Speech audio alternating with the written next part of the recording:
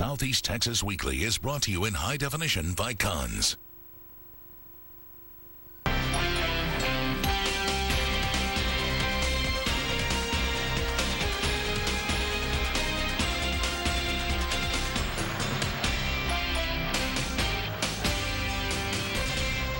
Welcome back to Southeast Texas Weekly. I'm Kevin Steele, of course. Joining me now, we have a new panel to talk about on Southeast Texas Weekly, the political landscape that we should be looking at.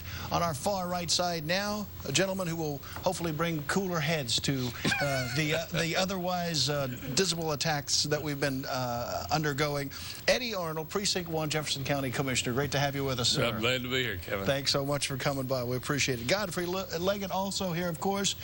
A staunch Democratic leader in our area, and Jeffery Lewis, a staunch Republican activist as well. Great to see you guys. Good to see you.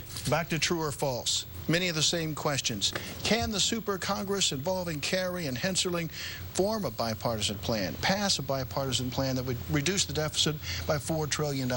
Jeffery Lewis, we begin with you. False.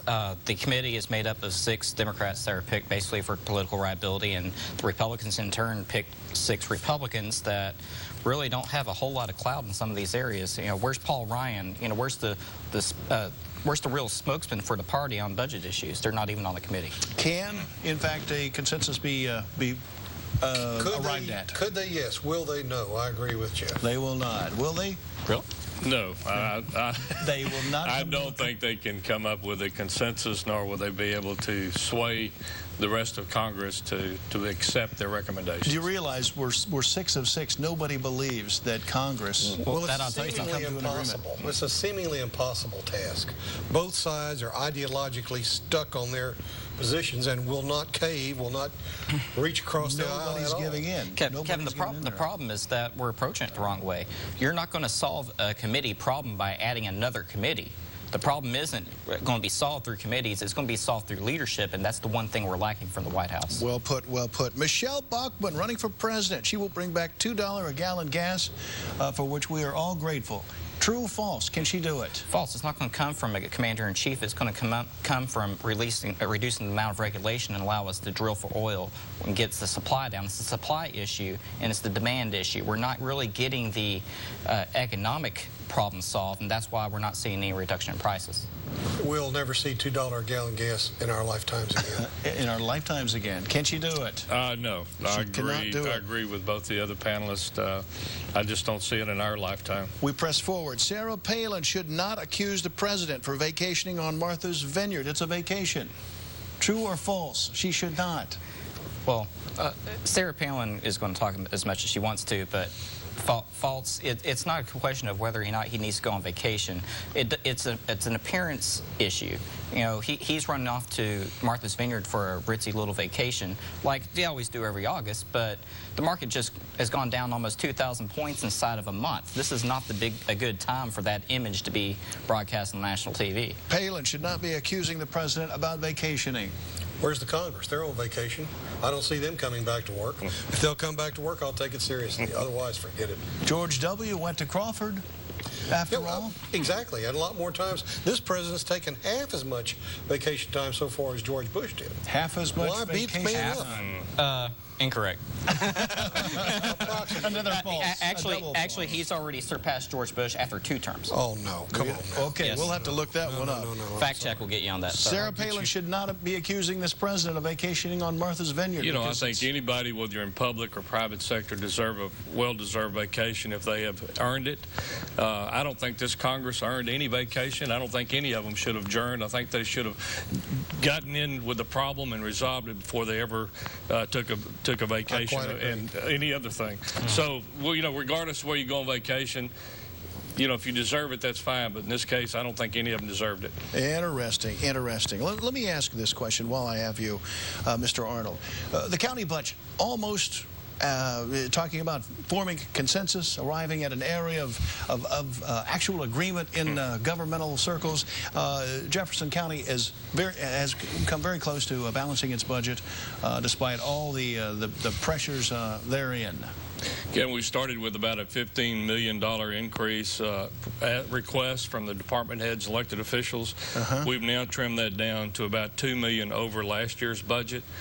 I think, in my personal opinion, we should have kept it a flat budget going into this next year and left it at $107 million. We did have some carryovers from last year in the form of a 5% union raise for our union law enforcement. They voluntarily gave that up last year so that we could help balance our budget last year, which hats off to them. This year, you know, that's something we feel very committed, all of us, that they need to be compensated for that. A lot of the other expenses, I feel we still have some areas we could have cut some more expenses to made it a flat budget of 107. It's coming in at about 109. There are no increases for any type of raises other than the union raises for employees in that budget. Well, not to take any partisan tone at all, but I think a great many of our Southeast Texans would applaud you for coming to this area where we at least are not talking about increasing taxes at such a tough economic juncture. Actually, let me step one step further. We actually passed a tax rate in this budget that we would have had to have increased the tax rate by another 1.2 cents to generate the same amount of revenue we had last year. So by keeping it at 36.5, we're actually reducing the effective tax rate by 3.3% for the general taxpayers across the board. We moved to politics and the question, literally, of war at this point. And speaking of economics and the billions that we're spending per day to be in a war. President Obama said the war, meaning the Libyan conflict would be a matter of days, not weeks. Now we're into the 5th month of the Libyan conflict. How many times have we heard that before? It never turns out to be true. Which how long it's going to be? How long it's rosy projections? No exit strategy. Anybody have an idea here on this panel when this could possibly end? It can end anytime you want to. Just pull the troops out. But now we've got ourselves committed to trying to help people out, and we'll look bad if we pull them out. You know? Is this not a humanitarian effort on the part of the United States to help the rebels in Libya? And if it is in fact a humanitarian effort, can this president be criticized fairly for our military intervention there? We really don't know if it's a humanitarian effort or not, because we don't know why we're there. The president has never gone to the people and made a case for why we're there. He has never gone to Congress and gotten authorization to be there. So really, you know, quite frankly, we were actually there illegally to begin with. And then secondly, you know, we don't have a moral ground for why we're there. We're not saying we have no defined mission. You know, Herman Cain has really gone after the president on this, I think, done it the best. You know, we have no plan, we have no mission, and we have no exit strategy for how we're going to be there and how we're going to get out. Well, the mission is to assist the rebels and turn over their despotic government. Is it? Because that's what I think. That's what we said. That's what you think it is, but the president has not made that case. None of us have anything but opinions on this. And Congress really has not been able to weigh in either, and perhaps should have, at least legally. Maybe we should take care of our allies first and foremost, and then worry about the people who turn their backs on us after we give them millions of dollars in foreign aid, and then every turn of opportunity they come back and diss the United States for their beliefs. Like the Afghanis and the Pakistanis. Yeah. Godfrey, under Obama's logic, if we're going to Libya, we may very well be at war with Syria next. Interesting. Eddie Arnold, Precinct 1, Jefferson County Commissioner. Godfrey Leggett, Jeffery Lewis on Southeast Texas Weekly. Great to have you guys with us as well, and thank you so much for joining us on this edition of Southeast Texas Weekly. We hope you'll come see us next time for more political talk. Until then, have a great day.